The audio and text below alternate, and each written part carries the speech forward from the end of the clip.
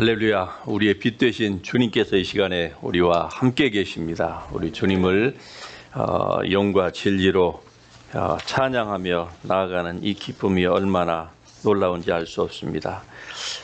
오늘 같이 은혜 받으실 하나님의 말씀 예레미야서 17장 5절 이하의 말씀을 같이 한 목소리로 읽겠습니다. 여호와께서 이와 같이 말씀하시니라. 무릇 사람을 믿으며 육신으로 그의 힘을 삼고 마음이 여호와에게서 떠난 그 사람은 저주를 받을 것이라. 그는 사막의 떨기나무 같아서 좋은 일이 오는 것을 보지 못하고 광야 간조한 곳 건건한 땅 사람이 살지 않는 땅에 살리라. 그러나 무릇 여호와를 의지하며 여호와를 의뢰하는 그 사람은 복을 받을 것이라. 그는 물가에 심어진 나무가 그 뿌리를 강변에 뻗치고 더위가 올지라도 두려워하지 아니하며 그 잎이 청청하며 가무는 해에도 걱정이 없고 결실이 그치지 아니함 같으리라. 아멘. 앉으시겠습니다.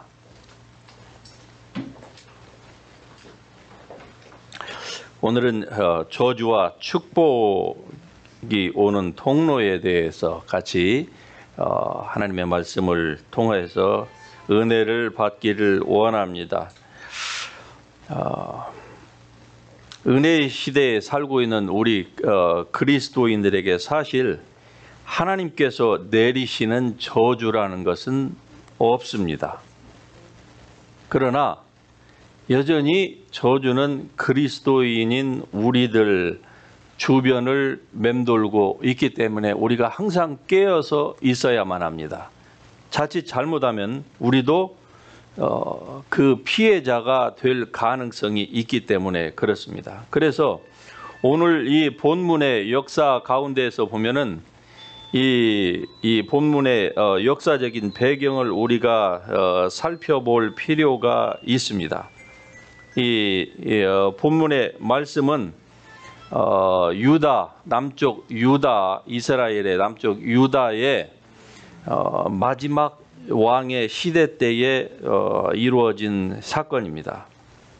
이것을 예레미야서 25장에 가서 보면은 아주 자세히 나와 있어요. 이스라엘이 출애굽을 해서 가나안 땅을 정복을 하고 그리고 사울 왕으로부터 시작해서 초대의 사울, 다윗, 솔로몬 이 3대 때에 걸쳐서 통일 왕국을 이루었습니다. 그래서 다윗이 그 모든 통일 왕국의 기초를 남과 북의 기초를 완전히 닦았고 그리고 그 위에 그의 아들 솔로몬 시대에 이스라엘 나라의 완전히 번영이 꽃을 피웠습니다. 절정에 달한 것이죠. 이 성전 건축은 다윗이 솔로몬이 했지만은 사실은 그의 부친되는 다윗 때의 성전 건축에 관련된 모든 재원을 다 마련해 놓았습니다.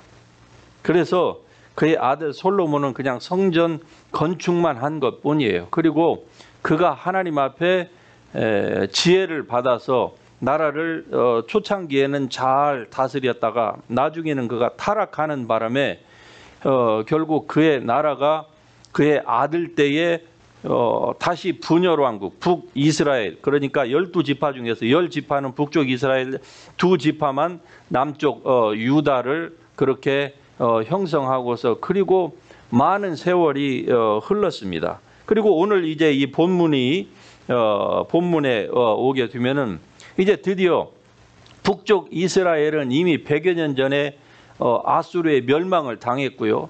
그리고 그 100여 년이 지난 후에 남쪽 유다의 지금 마지막 그 왕의 시대에 지금 접어들고 있습니다. 그게 시드기야 왕이에요.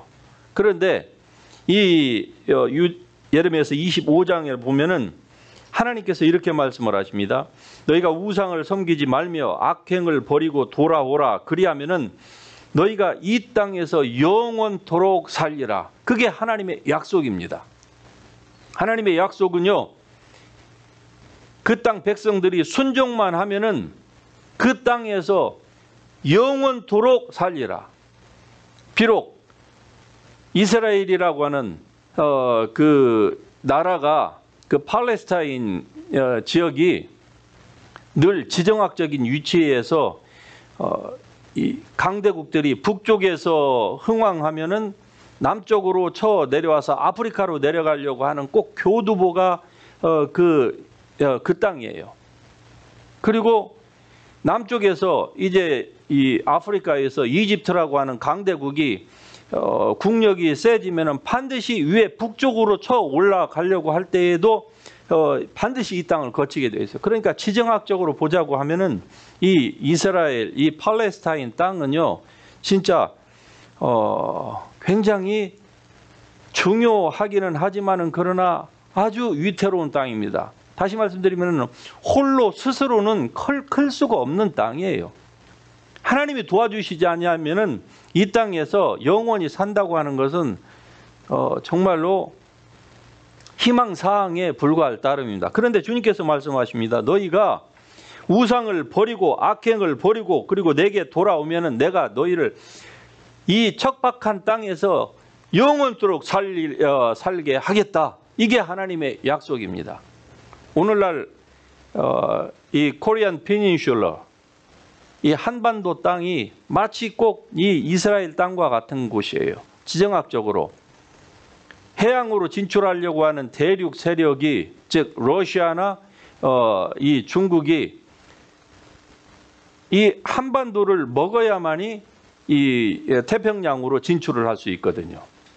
그래서 그렇게 5,000년 역사 가운데에 950번에 걸친 그 외세의 침략, 또 일본이라고 하는 나라가 대륙으로 진출을 하기 위해서는 어떻습니까?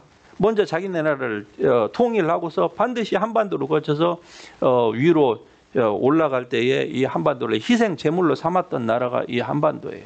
그럼에도 불구하고 하나님의 은혜로 벌써 망해도 몇 수십 번은 망해야 될 이 한반도가 오늘날까지 이렇게 존속하고 있는 이유를 우리는 복음 이외에는 찾을 수가 없습니다.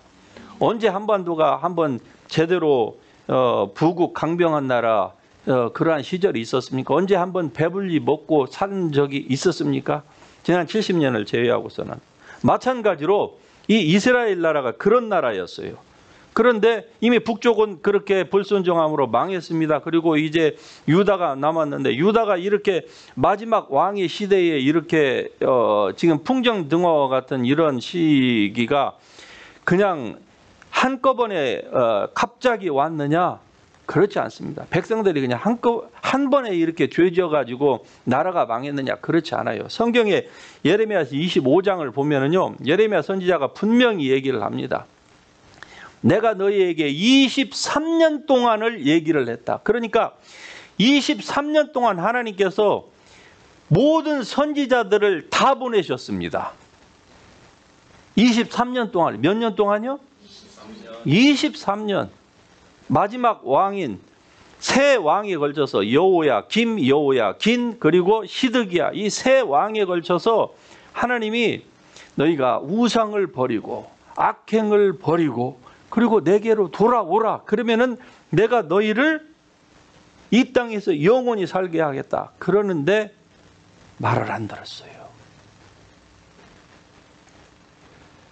옛날이나 오늘날이나 사람이 망하려면은 하나님의 말씀을 안 듣습니다. 무슨 말을 해도 안 들어요. 그냥 자기가 늘 변명으로 일관을 하는 것이죠. 그리고서 멸망이 딱 닥치면 어떻게 합니까? 하나님을 원망하게 되거든요. 자기의 환경을 원망하고, 자기의 부모를 원망하고, 자기의 신체 조건을 원망하고, 뭐 나라를 원망하고, 헬 조선이다, 뭐 별별 등등으로 하나님의 말씀을 안 들어요. 그런데 하나님은요, 사람을 그렇게 한 번에 징계하시는 법이 없습니다.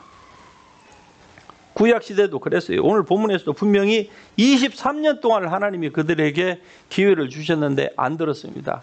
그러자 드디어 하나님께서 이제 인생 채찍과 막대기를 들어서 저 바벨론이라고 하는 그 강대국에 느부갓네살 왕이 내려옵니다.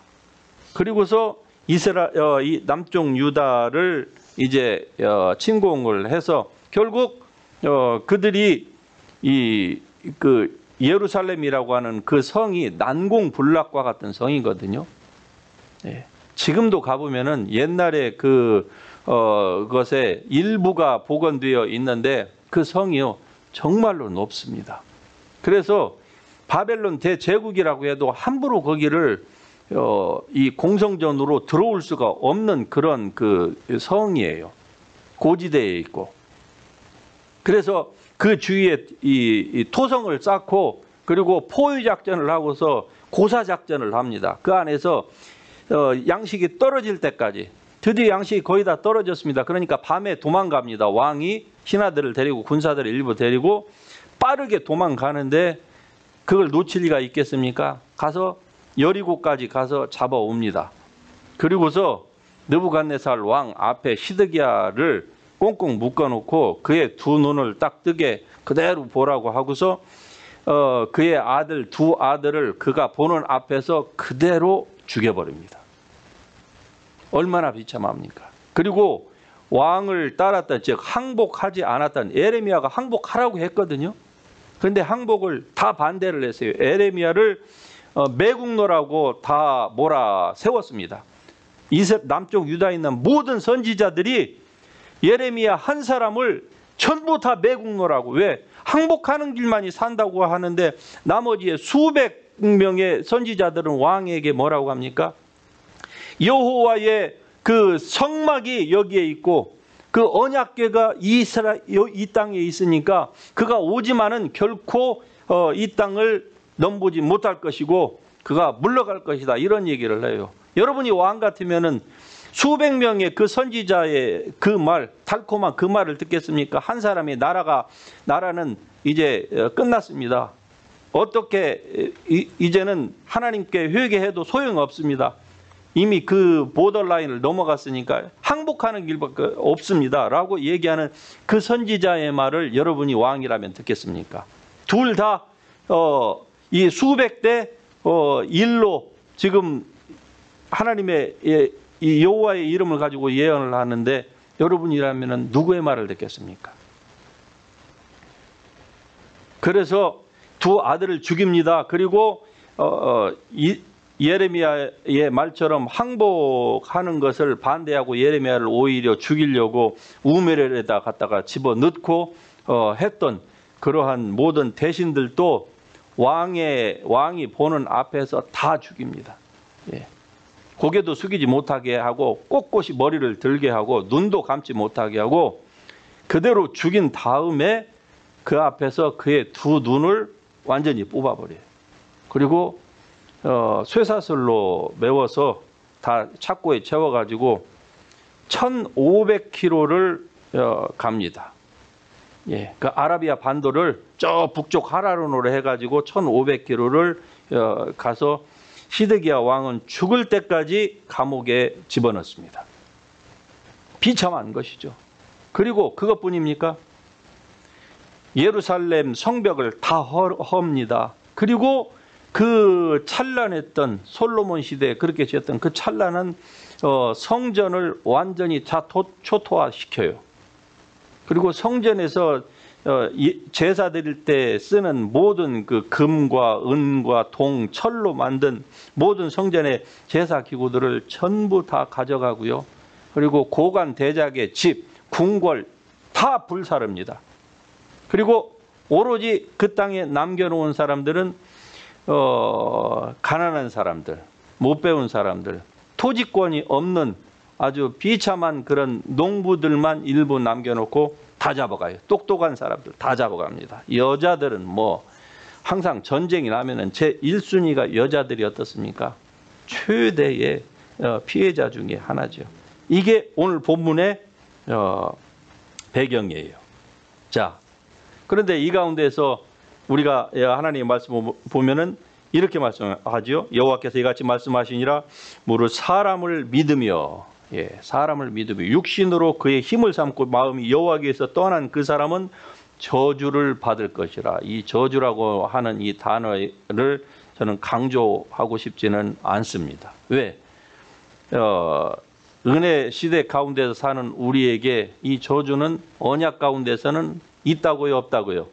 없습니다. 하지만 저주가 없다고 해서 그 저주가 우리가 무슨 일을 해도 이 저주가 우리에게 미치지 않는다, 이런 것은 없는 거예요. 저주가 없는데 그것이 자동적으로 여러분의 삶에, 여러분의 가문 가운데에 이 저주가 미치지 않기 위해서는 무엇인가가, 우리 사람의 역할, 그리스도인의 하나님의 백성의 역할이 분명히 있습니다. 그런데 그 역할을 못하면 어떻게 되느냐? 여전히 저주의 그 피해를 우리도 입을 수밖에 없습니다. 그래서 하나님의 말씀을 바로 아는 것이 중요한 것이죠.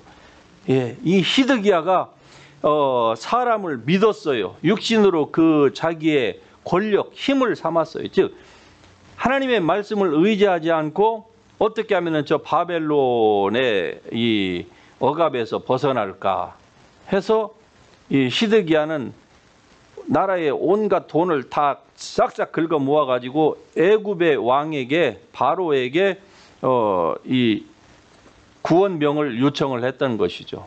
지금 그걸 말씀하는 거예요. 믿지 말라고 하나님께서 말씀하셨어요. 애굽은 다 불탄 부직갱이라 다 불이 타가지고 아무 쓸모에도 없다는 거예요. 그걸 의지하면은 결국 비참해진다. 이게 지금 본문의 말씀이에요. 그래서 사람을 믿으며 육신으로 너의 힘을 삼지 말라 그랬어요. 그런데 그렇게 삼으면은요 마음이 여호와에게서 떠난다는 것이죠. 그러니까 마음이 여호와에게서 떠나는 사람은 하나님의 말씀처럼 저주를 받을 것이라. 그는 어떤 사람이냐? 그 어떻게 되느냐? 사막에 떨기나무 같아서 광야에서 거하는데, 그 광야는 어떤 곳이냐? 좋은 일이 오는 것. 즉 광야에서는 이 prosperous한 그런 라이프가 있는 곳이 아닙니다.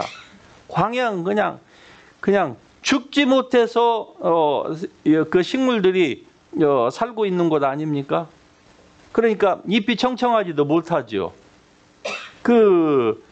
이 건조한 땅에서 살려고 하다 보니까 나무가 있기는 있어요. 생존한 나무가. 그런데 그 나무에서는 푸른 그 부드러운 잎사귀가 있는 게 아니라 어때요? 가면은 온갖 종류의 가시가 그냥 맺혀 있는 그런 나무가 아닙니까? 왜? 건건한 땅, 건조한 땅, 간간한 땅, 소금기밖에 없는 곳이에요. 좋은 것이라고는 볼 수 없는 곳, 그게 광야인데 하나님의 저주를 받은 사람은 마치 삶이 그런 광야에서 사는 것과 같은 그런 삶을 살 것이라는 것이죠. 그래서 오늘 이 본문의 말씀을 우리가 보면서 어떤 사람이 하나님을 의지하지 않는 사람인가 하는 것에 대해서 4가지를 살펴볼 것이고요. 그리고 어떤 사람이 하나님을 의지하는 사람인가에 대해서 3가지를 살피고 하나님 말씀을 마치겠습니다. 첫 번째로 하나님을 의지하지 않는 사람은 어떤 사람입니까? 모든 일에서 하나님을 삶의 우선순위로 두지 않는 사람이 하나님을 의지하지 않는 사람입니다. 그렇기 때문에 이런 사람은 목자의 음성보다는 타인의 음성을 아주 잘 들어요. 희한하죠? 하나님의 백성이면은 분명히 하나님의 음성을 듣는 것이 당연해요. 내 양은 내 음성을 들으며, 주님께서 그렇게 말씀하셨습니다. 내 양은 내 음성을 들으며. 여러분, 거듭난 여러분은요, 여러분의 영의 사람은 주님의 음성을 여러분의 영의 귀로는 반드시 듣습니다. 중요한 것은 영으로는 하나님의 말씀을 듣는데 여러분의 이 혼의 영역이, 여러분의 마음이, 심령이 세상의 온갖 트래쉬로 가득 차 있으면은요, 영으로부터 나오는 하나님의 음성을 여러분이 들을 수가 없어요. 그러니까 그 귀가 막히니까 반대편의 음성, 즉 이 사단의 음성, 타인의 음성을 자주 듣는 거예요. 그러니까 그쪽으로는 귀가 아주 열려 있을 수밖에 없습니다.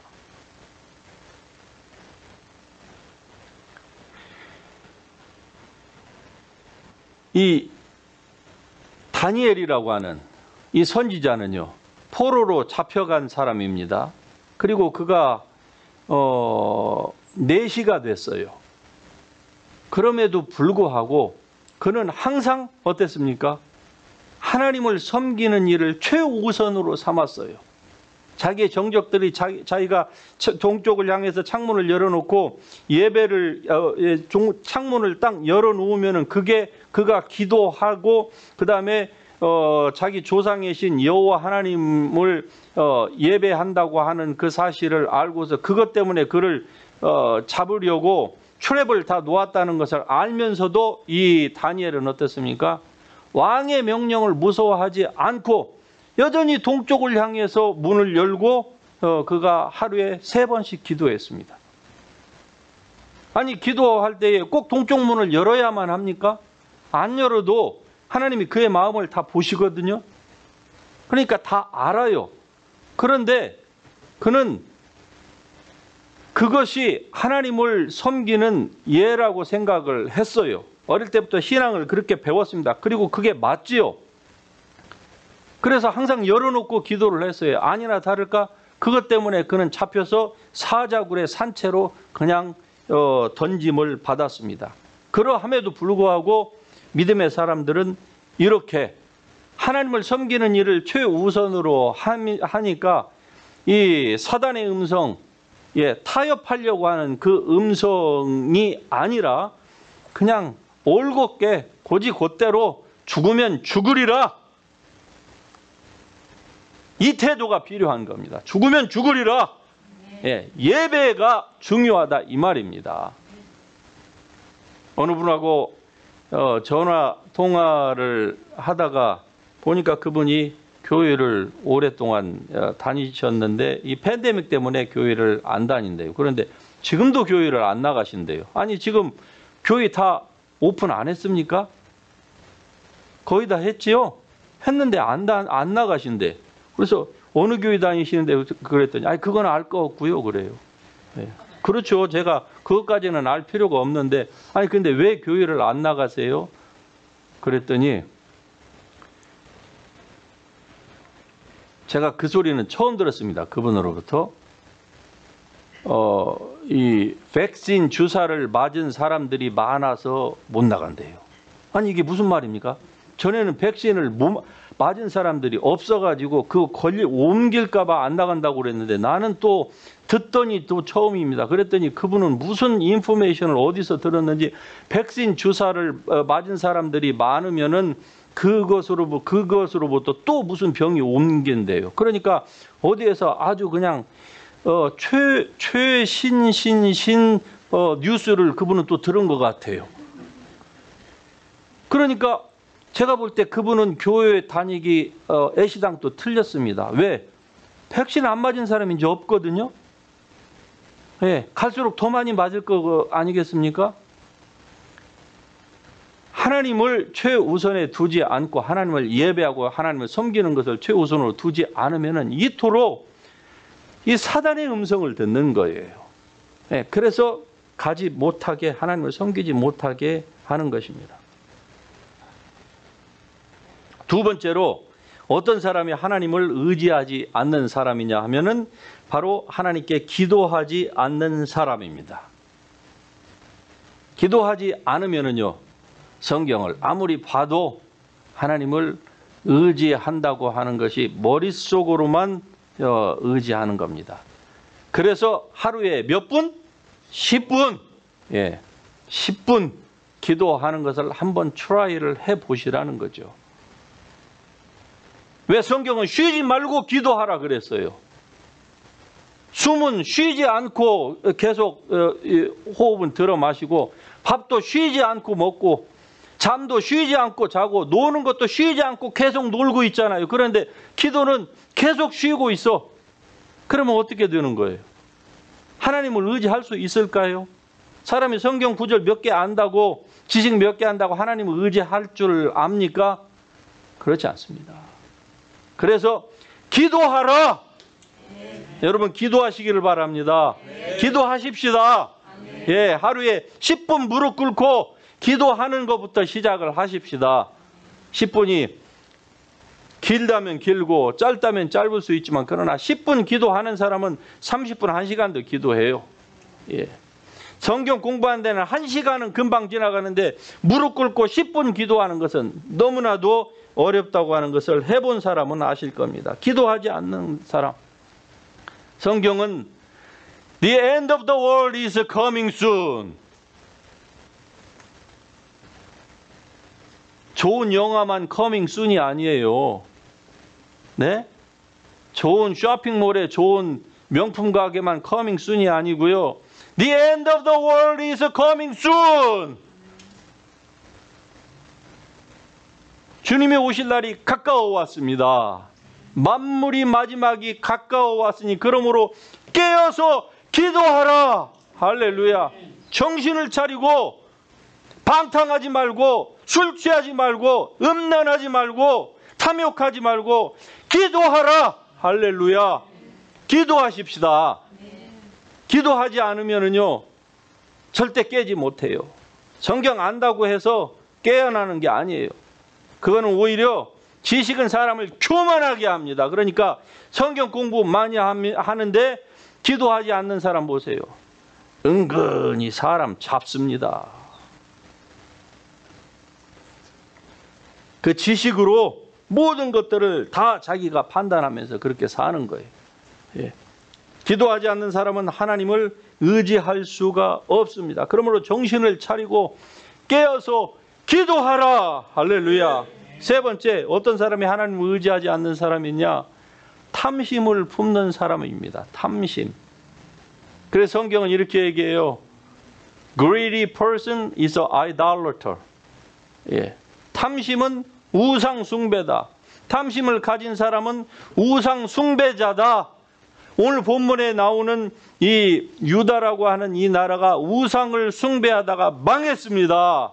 그런데 오늘날은 그때처럼 그런 우상이 없잖아요. 옛날처럼 그런 뭐 시골스럽고 산골스러운 이런 그 배경이어야만이 그 모퉁이마다 선앙당이 있고 뭐가 있고 그러는데, 요즘은 그런 신이 없으니까 사람들이 우상하고 상관이 없는 줄 알아요. 그런데 성경이 그렇게 만만한 줄 아십니까, 여러분? 성경이 뭐라고 하는 줄 알아요? 같이 하십니다. 탐심은 우상숭배다. 자, 여기에서 우상숭배 한 번도 안 해본 사람이 있으세요? 자신 있다고 생각하시는 분 한번 손 들어보시겠어요? 탐심은 우상숭배니라. 이것들로 인하여 하나님의 진노가 임한다고 합니다. 그러니까 탐심하지 말아야 돼요. 삼가 모든 탐심을 물리치라. 생명의 이 소유가, 이 사람의 생명이 소유의 넉넉함에 있지 않다고 예수님께서 말씀하셨어요. 탐심을 물리치는 거. 여러분 뭐 부자만 뭐 재벌 3세만 탐심에 사로잡힌 줄 아세요? 돈이 없는 사람도 탐심에 사로잡힐 수가 얼마든지 있습니다. 정신 차리지 않으면요. 성경은 쓸 수 있는데 다 쓸 수 없는 것처럼 살라고 말씀합니다. 먹을 수 있는데 다 먹을 수 없는 것처럼, 그 나머지로는 잉여 자금으로는 뭐 하라는 거예요? 주의 복음을 증거하라는 거 아닙니까? 예, 어려운 사람들을 도우라는 거 아닙니까? 너희의 보물을 하늘에 쌓아두는 그 일에 투자하라고 주님께서 말씀하는 거예요. 그래서 먹을 것과 입을 것이 있은 줄 같이 합니다. 족한 줄로 여기자. 예, 먹을 것과 입을 것이 있으면은 족한 줄로 여기는 이러한 자족하는 마음을 가지면은 우리는 경건하게 살 수가 있습니다. 세 번째로 어떤 사람이 하나님을 의지하지 않는 사람이냐 하면은 바로 네 번째로 하나님을 하나님이 아니라 사람을 두려워하는 사람입니다. 잠언 29장 25절에 보면 사람을 두려워하면은 올무에 잡히거니와, 사람을 두려워하면 올무에 잡힌다. 이렇게 말씀해요. 그러나 하나님을 의지하는 자는 안전하리라. 사람을 두려워하면 올무에 잡힌다. 이 말씀을 잘 이해하는데 요즘 상황이 아주 이 말씀을 정확하게 잘 이해하도록 우리 상황이 잘 돌아가고 있습니다. 한국에 보십시다. 이미 미국은 그런 상황을 지났기 때문에 이제 한국의 예를 들어가서 보시면은요, 수많은 교회, 수많은 성도들, 수많은 목회자들이 형벌을 두려워해서, 불이익을 두려워해서 대통령의 그 믿지도 않고 공산주의 그 빨갱이 사상으로 가득 물들어 있는 그 사람이 예배가 이 사람의 마음에 평화를 줄 수는 있어도 바이러스로부터 막아줄 수는 없다. 그러니까 교회 문 닫아라 그러니까 닫아뒀잖아요. 왜 닫았습니까? 뭐 겉으로는 뭐 사회에 해악을 끼치지 않기 위하여서 뭐 다른 사람을 배려하기 위해서 그런 말씀 하지 말라고 그러세요. 한마디로 왜 그런 줄 압니까? 두려워해서 그랬습니다. 사람의 말을 두려워했어요. 그 말을 어기면 어떻게 합니까? 당장 벌금이 나오죠. 그리고 지금 벌어지고 있는 것처럼 교회 폐쇄를 당하고 어떤 교회는 영구 폐쇄, 이 딱지를 딱 갖다 붙였답니다. 영구 폐쇄. 그런 불이익을 당하는 거예요. 그래도 다니엘처럼 사자굴에 던지지는 않잖아요. 사드락, 메삭, 아벳느고처럼 그 불 속에 던져지지는 않잖아요. 지금 아프가니스탄에서 지금 얼마나 많은 그리스도인들이 죽임을 당하고 있는지 모릅니다. 탈레반이 들어와서 산 사람을 그냥 도끼로, 보는 앞에서 도끼로 머리통을 그냥 깨부시고 있습니다. 딱 놓고 그냥, 여러분 뭐 그 동영상을 저에게 제가 받았는데 여러분에게는 차마 못 올리겠더라고요. 너무 끔찍해서. 보신 분들도 있을 거예요. 그냥 빵빵빵빵빵 쏘는데요. 그냥 이거 정말 지금 그런 것도 아니잖아요. 그런데 그 조그마한 그 불이익이 무서워가지고 사람을 두려워하니까 올무에 딱 잡혔어요. 그러니까 대한민국 교회는 완전히 잡혔습니다. 예배 못 드리고 있어요. 그리고 이제부터는 뭐 하는 줄 압니까? 기독교 학교, 신학교, 기독교 들어가 있는 것들은 지금 다 손보고 있어요. 예. 옛날에 이인영이 그런 얘기를 했죠. 손봐야 된다. 예. 임종석이 얘기했고요. 지금 다 손보고 있어요. 결국 사람을 두려워하니까 그래요. 예. 사람이 아니라 하나님을 두려워하십시다. 할렐루야.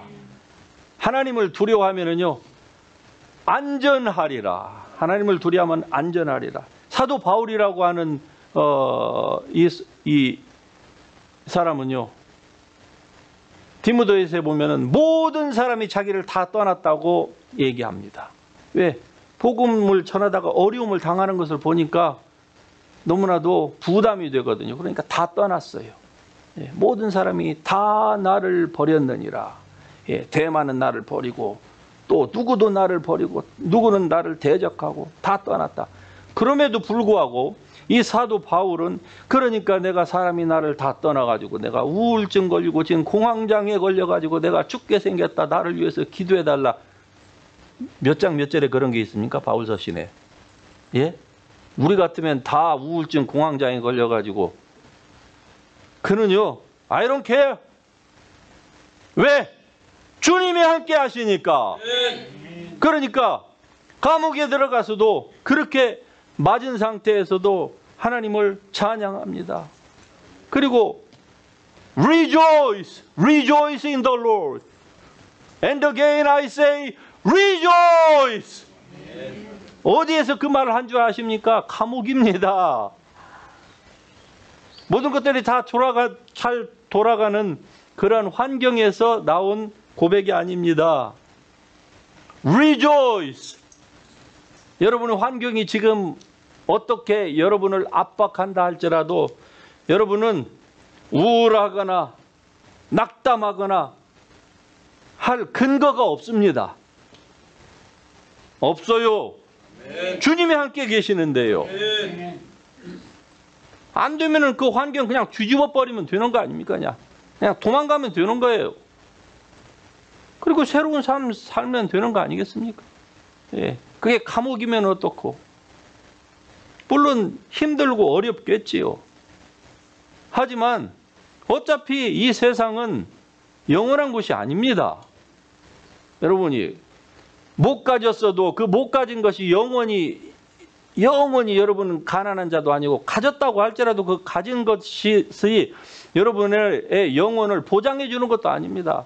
보물을 하늘에 쌓아두라. 할렐루야. 여러분의 귀한 인생의 시간, 재물, 모든 기회가 있습니까? 그러면은 하늘에 그 모든 것들을 쌓아두는 일에 여러분 온전히 여러분의 삶의 포커스를 맞출 수 있기를 축복합니다.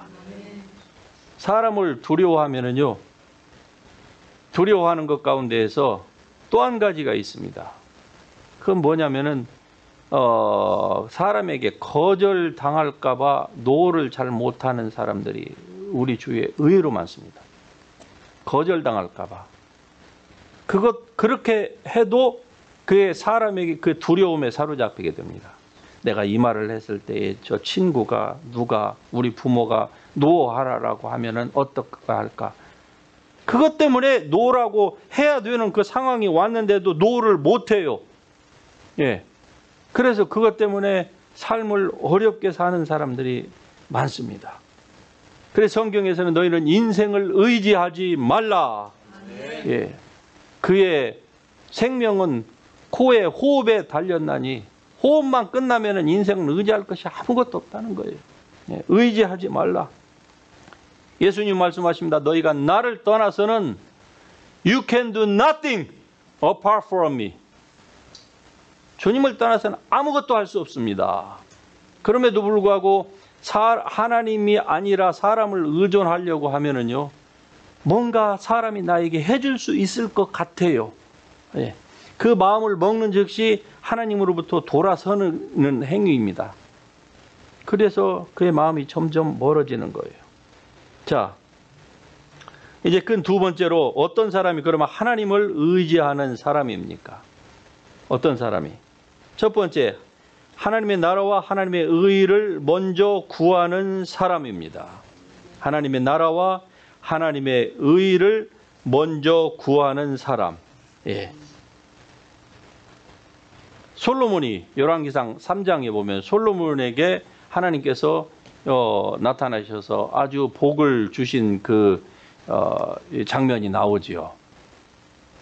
그때 하나님이 솔로몬에게 물었습니다. 내가 너에게 무엇을 줄꼬? 그렇게 물으셨을 때에 솔로몬은 부와 귀를 또는 뭐 원수 정적을 다 제거해 달라고 이러한 것들을 요청하지 않고 내가 하늘의 별처럼 바닷가의 모래처럼 많은 이 백성들을 내가 주의 백성인데 나에게 맡겨줬는데 백성들을 다스릴 수 있는 지혜를 주소서. 그러자 하나님께서 그것을 네가 하나님의 나라와 주님의 의를 구하였다. 이렇게 주님께서 말씀하시는 거예요. 그래서 네가 구하지 아니한 것, 네가 너 개인을 위한 것이거나 이렇게 구하지 아니하고 오직 사명을 잘 감당하도록 네가 구했으니까 네가 구하지 아니한 부와 귀까지도 내가 너에게 다 주겠다. 너희 성도들아 여호와를 경외하라. 그를 경외하는 자에게는 부족함이 없도다. 할렐루야. 젊은 사자는 줄일지라도 여호와를 경외하는 자는 결코 줄임이 없을 것이라고 말씀합니다. 그래서 잠언서에서는 내 재물과 내 소산물의 처음 익은 열매로 여호와를 경외하라. 다시 말씀드리면은 11조를 하라는 거예요. 하나님 앞에 헌금을 하라는 겁니다. 그러면은 네 모든 것들을 너희에게 하나님이 더하여 주시겠다. 할렐루야. 여호와를 경외함의 보응은 재물과 영광과 생명이니라. 이런 말씀은요, 성경에 정말로 많습니다.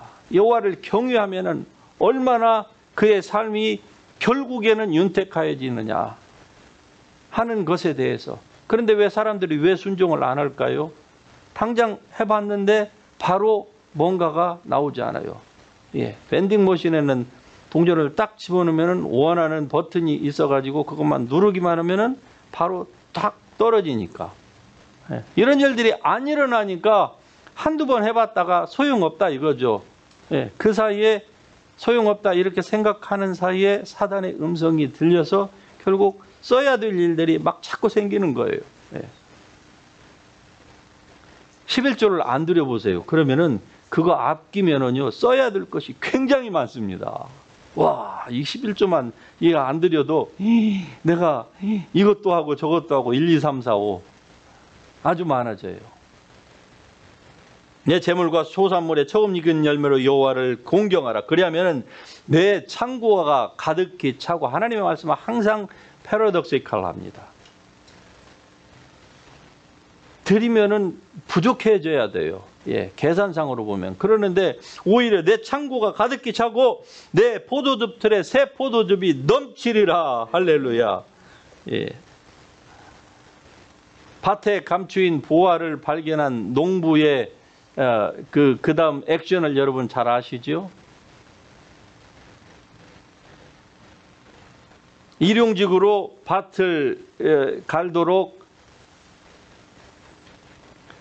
고용이 됐습니다. 그런데 밭에 가서 파다 보니까 거기에 보화가 감춰져 있는 거예요. 예, 주인한테 그것을 그대로 얘기하지 않고, 얘기하면 주인이 당연히 가져갈 것이고, 얘기하지 않고 가져가면 도둑놈이 될 것이고, 그러면 어떻게 해야 합법적으로 그것을 넣으려면요, 집에 가서 다 팔아가지고 시세보다 더 높은 차익으로 시세로 그 밭을 사면은, 예, 밭도 자기 것이 되고 그 안에 있는 보물도 당연히 자기 것이 되고. 복음이 이와 같다는 겁니다. 예. 이 복음이 보화라고 하는 것을 자기의 전 재산, 자기의 인생을 다 바쳐서 이 마트레이딩을 해도 전혀 아깝지 않다고 하는 이 사실을 아는 사람은 이렇게 투자를 하는 겁니다. 이걸 모르니까 어때요? 세상을 놓지를 못하는 거예요. 육신의 정욕, 안목의 정욕, 눈에 보이는 거, 이생의 자랑, 이런 것들로 늘 묶여서 사는 것이죠. 두 번째로, 어떤 사람이 하나님을 의지하는 사람입니까? 바로 주님의 말씀을 주야로 묵상하는 사람입니다. 하나님의 말씀을 주야로 묵상하게 되면은요, 하나님을 의지하게 됩니다. 반대로 주님의 말씀을 주야로 묵상하는 이런 삶을 우리가 살지 않으면은요, 머리로는 하나님을 의지한다고 해요. 그런데 절대로 그렇게 될 수가 없습니다. 여러분의 지난날에 실패된 삶이 그것을 충분히 증명을 해 줍니다. 그래서 시편에 보면은 내가 주께 범죄하지 아니하리 하여 주의 말씀을 내 마음에 두었나이다 하잖아요. 주의 말씀을 내 마음에 두었나이다. 또 내가 주의 율례들을 즐거워하여 주의 말씀을 잊지 아니하리이다. 쉽게 잊혀지는 세상이에요. 내가 주의 법을 어찌 그리 사랑하는지요, 내가 그것을 종일 작은 소리로 읊조리니이다. 정신 나가서 지금 읊조리는 것이 아닙니다. 주님을 사랑해서 주의 말씀을 읊조려야 돼요. 그러려면 어떻게 해야 됩니까? Memorize it. 할렐루야. 예, 메모라이즈 하시기를 바랍니다. 그래야 운전하면서도 중얼중얼, 일하면서도 중얼중얼, 예, 사업 미팅하면서도 조금만 시간이 나면은 중얼중얼 할 수가 있습니다. 종일 작은 소리로, 예, 주의 말씀을 읊조리나이다. 이런 사람은요, 내가 주의 증거들을 늘 읊조림으로 나의 명철함이 나의 모든 스승보다 더 승하니이다. 할렐루야. 타고난 명철함이 있는 사람도 하나님이 주시는 명철함을 당할 수는 없습니다. 하나님을 경외하지 아니하고 타고난 명철함으로 세상에 돈을 벌어보세요. 그러면 어떻게 됩니까? 그의 삶이 망가집니다. 타락합니다. 그렇기 때문에 하나님의 말씀을 사모하시기를 주의 이름으로 축복합니다. 마지막으로 하나님을 의지하는 사람은 어떤 사람입니까? 사자 같은 사람입니다. 사자 같은 담대함을 가지는 사람이 될 수가 있습니다. 그래서 잠언 28장 1절에는 의인은 사자같이 담대하니라. 할렐루야. 예. 의인은 사자처럼 담대하다. 마음이 담대한 거예요. 그러니까 예배 드리지 말라고 하는 그 말을 들어도 진짜 의인은 어떻게 합니까? 상관 안 하고 예배 드리는 거예요. 그러지 못한 사람은 두려워서, 밖에 나가면 사자가 길거리에 돌아다닌다 하니까 어떻게 합니까? 게으른 자는 밖에 나가면 사자가 돌아다니니까 문짝이를 따라서 빙빙빙빙 돈다고 하잖아요. 빙빙빙 도는 동물 여러분 아시죠? 예, 문짝이를 따라서 빙빙빙빙 돈다. 출애굽기에 보면은 모세가 이런 얘기를 합니다. 출애굽기 11장 8절에 보면은 왕의 이 모든 신하가 내려와서 내게, 모세 자기에게 절하며 이르기를 너와 너를 따르는 온 백성은 나가라! 그렇게 한 후에 어떻게 나가라고요? 절을 하면서 애굽의 모든 신하가 모세에게 제발 좀 나가달라고. 그때 모세가 뭐라고 얘기하는 줄 압니까? 자기 백성들에게 다 얘기해서 주위에 애굽 사람들이 나가라고 하면은 그 밤에 그냥 나가지 말고 우리가 긴 여행을 떠나야 되겠으니까 다 돈을 내라. 그렇게 요구하라고 해요. 그러자 애굽 백성들이 전부 다 자기 폐물을 줘가지고 이것들 여기다 놓아뒀다가는 이제 온 가족이 지금은 장자만 죽었지만 이제 다 죽게 생겼거든요. 그러니까 다 폐물 줘가지고 나중에 이스라엘 백성들이 광야에서 성막을 만든다고 이 모세가 이 폐물들을 가져오라고 하니까 넘쳐납니다. 그 폐물이 어디서 났을까요? 여기 이때 다 받은 거예요. 예. 노예 민족이 폐물이 어디가 있어요? 예? 가지고 있어봤자 얼마나 가지고 있겠어요. 그런데 넘쳐납니다. 넘쳐나요. 예. 사자같이 담대하다. 모세 죽이려면 얼마든지 죽일 수 있는데 사자같이 담대하니까 죽지를 않는 거예요. 죽일 수가 없는 겁니다. 예. 죽여봤자 내가 사는 것이 살면은 그리스도요, 복음이요, 죽으면은 주님과 함께 있는데 뭐가 두려워합니까? 무슨 바이러스를 두려워해요? 신명기 28장에서 여호와께서 너를 대적하기 위해서 일어난 적군들을 내 앞에서 패하게 하시리라. 할렐루야. 여러분을 향해서 압박하고 들어오는 모든 환경, 그것이 경제적입니까? 아니면 여러분의 불운한 태어난 환경입니까? 그 무엇입니까? 그 모든 대적은 한 길로 들어왔으나, 대적이 너를 치려고 한 길로 들어왔으나 일곱 길로 도망가리라. 네. 이런 일들이 여러분의 삶에 그대로 이루어지기를 축복합니다. 여호와를 두려워하세요. 하나님을 예배하는 것을 최우선으로 삼으세요. 여호와는 나의 빛이요 나의 생명이요 나의 구원이요 나의 능력이시니 내가 누구를 두려워하리요. 예. 한국교회 보니까 99%는 다 두려워했습니다. 그런데 한 1%만이 바로 이런 신앙을 가진 목사님들, 성도님들이 계십니다. 예. 그분들은 두려워하지 않아요. 나부터 잡아가라 그러잖아요. 나부터 잡아가라고 경찰들한테. 예. 이런 사람은 어떻게 할 수가 없습니다. 그들이 뒤로 물러날 수밖에 없는 거예요. 예. 기껏해야 법률로, 기껏해야 교회 폐쇄밖에 더 하겠습니까? 예. 마지막으로 다니엘서 3장에 사드락과 메삭과 아벳느고가 그 느부갓네살 왕에게, 즉 한 달 동안만 너네들이 섬기는 신을 하지 말고 한 달 동안만 느부갓네살 왕의 그 금신상에게 절하라. 그것을 어겼다고 지금 잡아온 것이죠. 정적이 고발을 해서. 그러는데 그들이 이렇게 얘기합니다. 그들이 왕에게 대답하여 이르되 느부갓네살 왕이여, 우리가 이 일에 대하여 왕에게 변명할 필요가 없나이다. 너희가 정말로 그렇게 했느냐? 내가 너희를 아끼니까 한 달 동안만 그렇게 하지 말고 너희가 이걸 어기면 왕이 내가 너를 구제해 주려고 해도 할 수가 없다. 그러니까 제발 내가 왕의 명령으로 한 달 동안은 너희가 할 수가 없어. 오늘날로 얘기하면 행정명령입니다. 예. 그러니까 너희가 정말로 그렇게 했느냐? 아니라고 좀 대답해라. 눈으로 지금 얘기하고 싶은 거예요. 눈동자로. 그러자 그들이 내가 왕에게 대답할 필요가 없나이다. 왕이여, 우리가 섬기는 하나님이 계시다면 우리를 맹렬히 타는 이 풀무불 가운데에서 능히 건져내시겠고, 예. 왕의 손에서도 건져내시리이다. 하지만 그리 아니하실지라도 왕이여, 우리가 왕의 신들을 섬기지도 아니하고 왕이 세우신 이 신상에게 절하지도 아니할 줄을 똑똑히 아시옵소서. 할렐루야. 얼마나 기가 막힌 승리의 계가입니까? 똑똑히 알라. 네.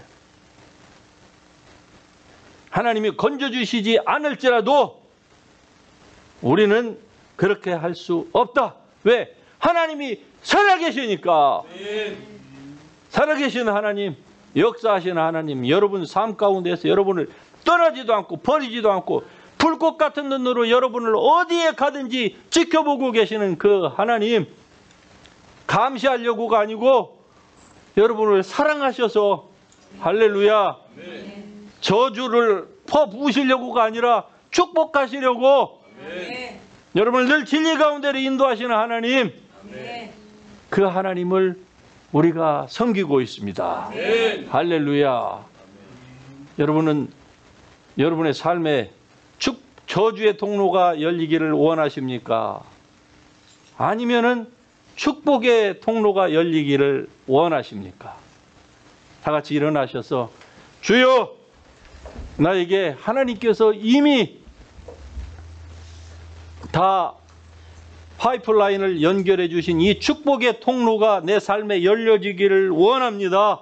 아멘. 그렇게 하나님 앞에 오늘 주신 말씀 붙들고 두려움을 떨쳐버리고 하나님의 말씀을 붙잡고 주여, 나도 사드락과 메삭과 아벳느고처럼, 나도 바울처럼, 나도 다니엘처럼, 나도 사도 바울처럼 그렇게 담대히 하나님을 섬기는 사람이 되겠나이다. 같이 우리 주여 한번 동성으로 부르고 기도합니다.